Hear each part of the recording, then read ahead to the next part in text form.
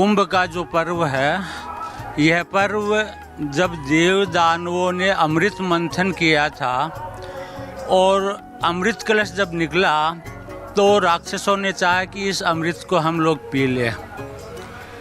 और इसी छीना झपटी में 4 स्थलों पर, वैसे 12 स्थल बताते पर पृथ्वी पर 4 स्थलों पर इसके छींटे गिरे थे। इसमें प्रयागराज,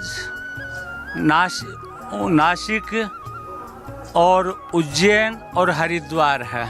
और 12 वर्ष बाद महाकुंभ आता है। और 12 का 12 बार जब राउंड हो जाता है तो 144 वर्ष बाद पूर्ण महाकुंभ आता है। यह 144 वर्ष बाद आने वाला पूर्ण महाकुंभ है।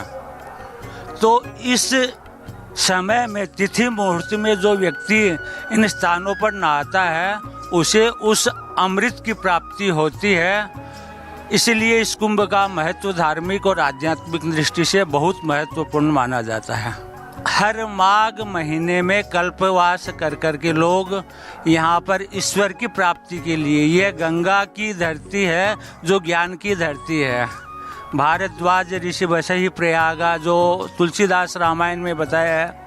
भरद्वाज ऋषि परमार्थ के अनुगामी है। उन्होंने परमार्थ के लिए याज्ञवल्क्य ऋषि से भगवान राम के बारे में जाना कि राम कौन है, दशरथ का पुत्र है कि ब्रह्म है। और यही माघ महीने में लोग आकर के गंगा में स्नान करते हैं और महीने भर तक कल्पवास करते हैं।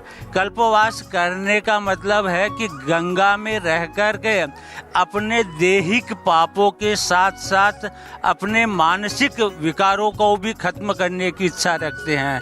सुंदरकांड में बताया गया है, ममता तरुण तमी अधिकाई, राग द्वेष उल्लुक मन माही, जब लगी हृदय बसत खल नाना, लोभ मोह मत्सर मदवाना।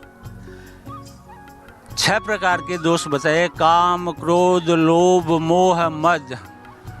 और इनको जब तक शुद्ध नहीं किया जा सकता है, ये ममता रूपी गहन अंधकार है जिसमें ये 6 प्रकार के उल्लू रहते हैं। ज्ञान के द्वारा ईश्वर और ब्रह्म और राम की प्राप्ति की जाती है। और राम जब इस हृदय में आकर के विराजमान हो जाता है तो इस हृदय का जो अंधकार है वो निकल जाता है और भगवान राम इसमें वास करते हैं। यही कल्प में आकर के रोज गंगा में पवित्रता में, शीतलता में ईश्वर का ध्यान करते हैं और ज्ञान के द्वारा, भक्ति के द्वारा सगुण ब्रह्म की उपासना कर करके उस ब्रह्म को प्राप्त करने की इच्छा रखते हैं।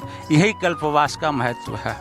जब वामन भगवान ने अवतार लिया था तो विराट रूप जब उन्होंने धारण किया बलि से दान लेने के लिए, उस विराट रूप को देखकर ब्रह्मा जी भगवान के पास आए और उनके चरण के अंगूठे को धोया और जो जल था उसको कमंडलों में धारण किया।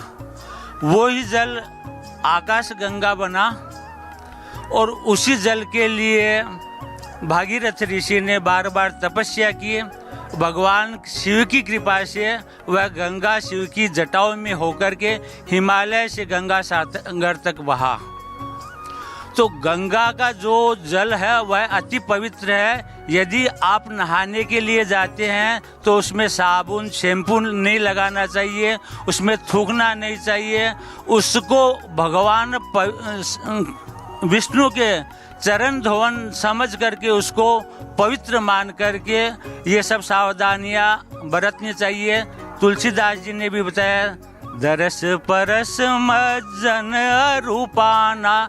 4 प्रकार से गंगा के दर्शन से, मज्जन से, पान से और स्नान से पुण्य की प्राप्ति होती है।